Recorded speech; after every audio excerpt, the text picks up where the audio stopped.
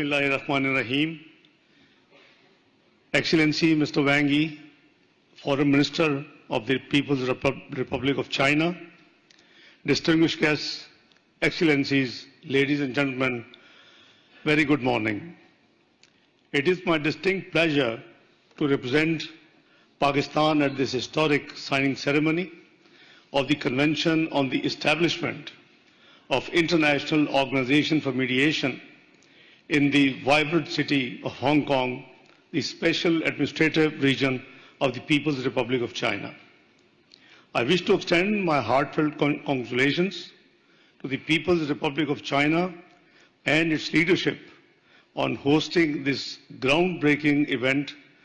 The pivotal role of the Chinese leadership in steering this initiative and turning a shared concept into a practical reality is a testament to the Chinese wisdom.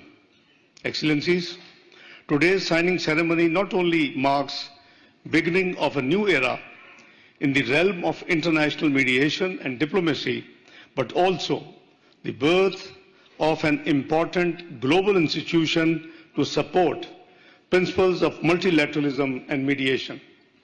This initiative reminds me of another monumental step that China took some years back, the establishment of Asian Infrastructure Investment Bank. The establishment of IOMED is as exceptional a step in the world of mediation as AIIB was in the world of finance. I must also commend the choice of Hong Kong as headquarters of the newly established organization as a super connector and super value adder where East meets West. This dynamic city is well poised for this transformational journey. Excellencies, Pakistan is proud to stand among the founding members of the IOMED. Pakistan has established an International Mediation and Arbitration Center, IMAC, to promote commercial and investment dispute resolution and judicial efficiency. We look forward to collaborating with the Secretariat of IOMED and IMAC of Pakistan. Excellencies, we believe that peace and security as well as global prosperity can be promoted and preserved through strict adherence to the principles of the UN Charter, faithful implementation of the UN Security Council resolutions as well as international law. Mediation, diplomacy, dialogue, and international cooperation constitute important cornerstones of this comprehensive approach.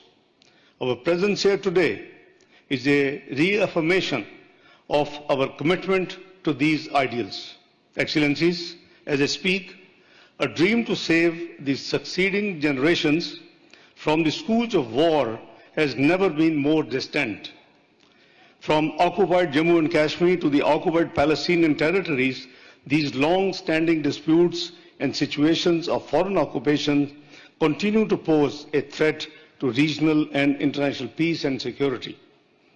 Excellencies, forces of populism, ultra-nationalism, and unilateralism are on the march.